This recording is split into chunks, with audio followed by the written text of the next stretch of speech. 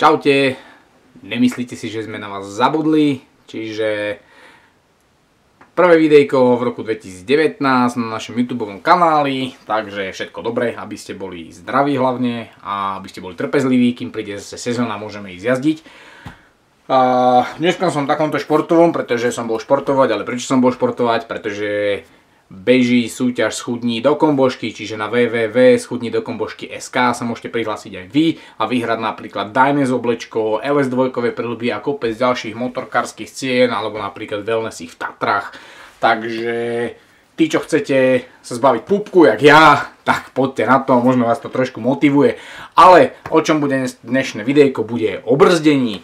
Základné pravidlo brzdenia, no kto brzdí, nevyhráva. Vážení, je to úplná blbosť, úplná blbosť. Skrátka, preteky sa vyhrávajú na brzdách, čiže kto nebrzdí, nezrýchluje, to sú také blá blá blá blá blá.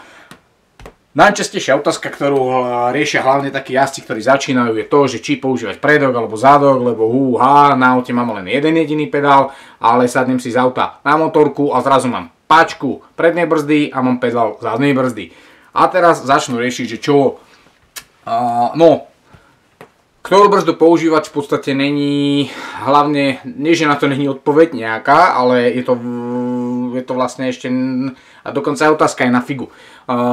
Keď mám povedať, ktorú brzdu mám používať, alebo v akom pomere tie brzdy mám používať, potrebujem vedieť, na akej som motorke, v akej som situácii, na akom som povrchu, čiže ktorou brzdou brzdiť, to není otázka, hej, to znamená, treba sa vždycky spýtať konkrétnu vec. Aj keď vy sa budete chcieť možno na videjko niečo pýtať, pýtajte sa konkrétne.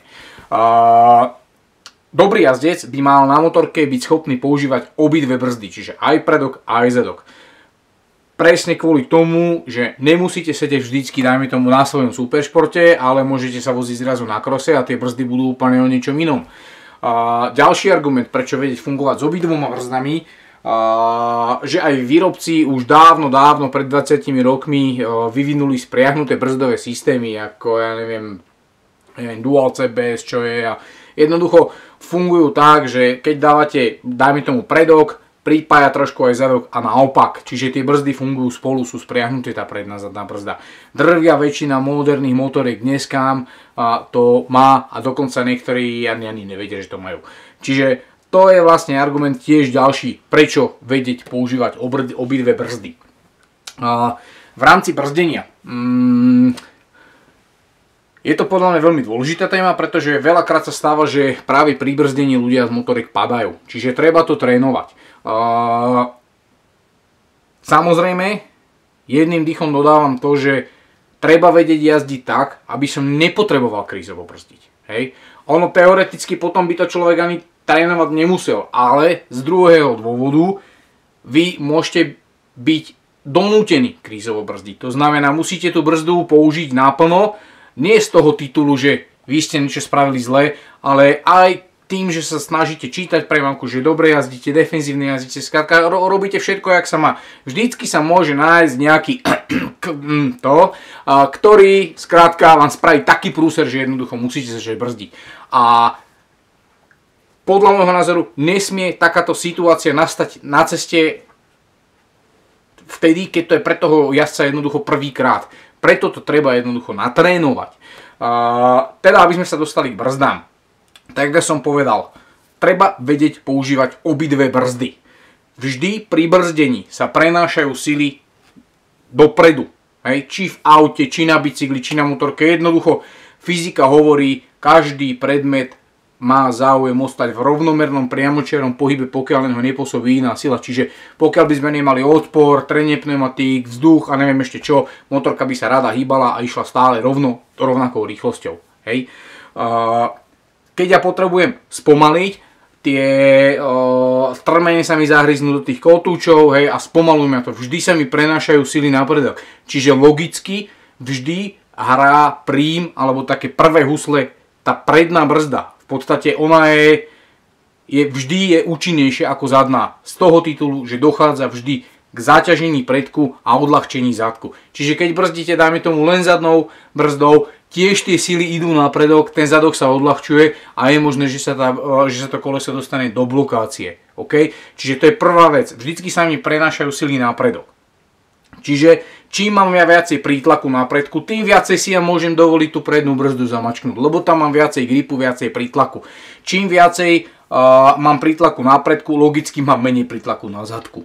Hej. Čiže podľa tohto dávkovať tie brzdy. Čiže tu už sa dostávame k tomu, že napríklad som na superšporte, keď sa pozriem na superšporta, ten superšport je nahrbený, hej, má veľa váhy na predku, čiže keď budem brzdiť na superšporte zadnou brzdou, no asi mi to fungovať boh vie ako nebude.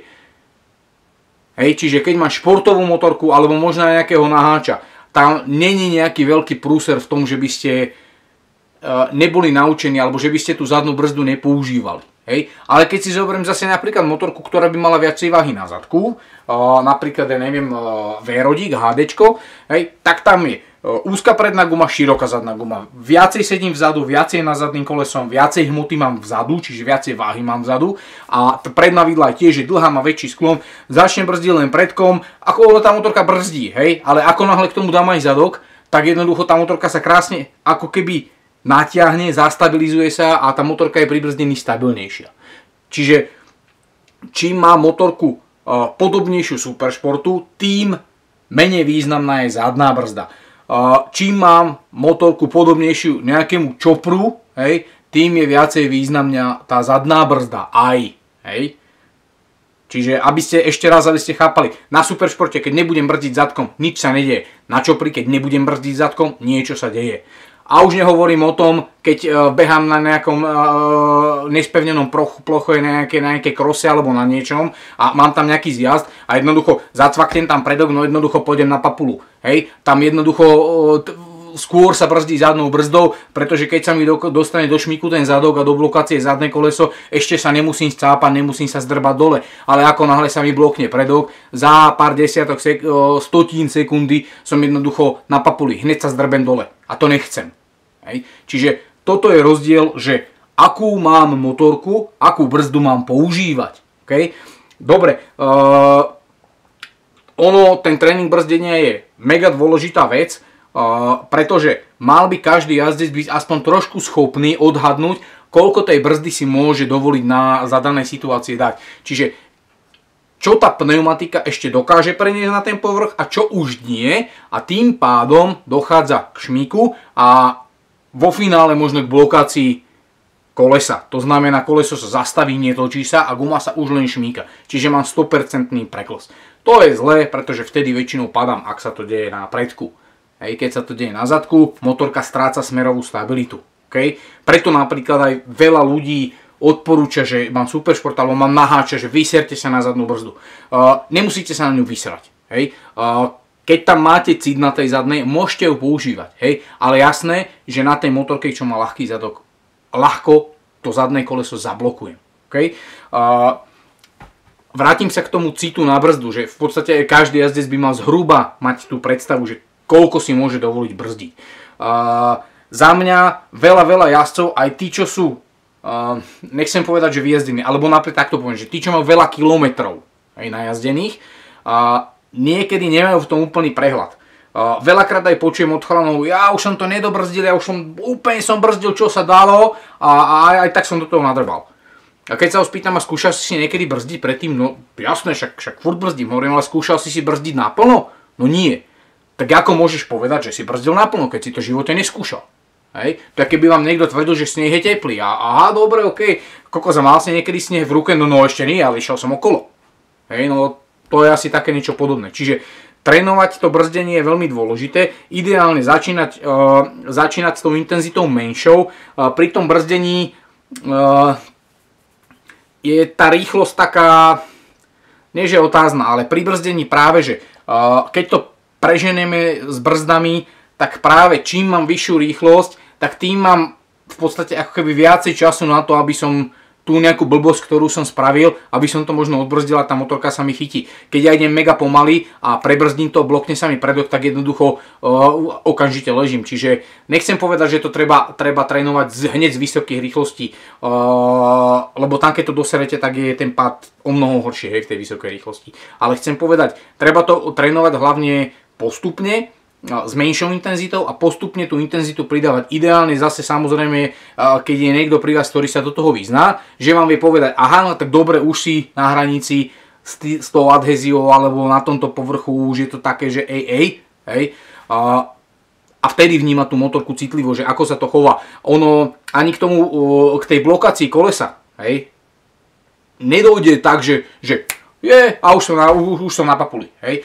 Ono aj pri brzdení k tej blokácii, respektíve k tomu šmiku, dochádza postupne. Hej, keby sme si to takto akože nadrobne rozobrali, lebo ten šmik není hneď 100%, že sa mi to koleso blokne. Jasné, že keď tam zabijem 4 prsty na prednú, hej, tak kusne sa mi to a idem na papulu, ale jednoducho keď brzdím postupne citlivo, tak jednoducho to koleso sa mi už jemne šmíka, čiže tá obvodová rýchlosť kolesa úplne nezodpovedá tej rýchlosti, ktorou sa vy hýbete. Hej, nekorešponduje, tá obvodová rýchlosť kolesa je trošku menšia, čiže je tam jemný preklz, ale ešte to není bloknuté. A tá motorka vtedy je zrazu taká ako keby nepresná. Hej? A to je ten moment, kedy už vy cítite, že už som s tou adhéziou na hranici. Hej? A vieš, že už keď zabrzdím ešte viacej, už sa mi to blokne aj to v riti.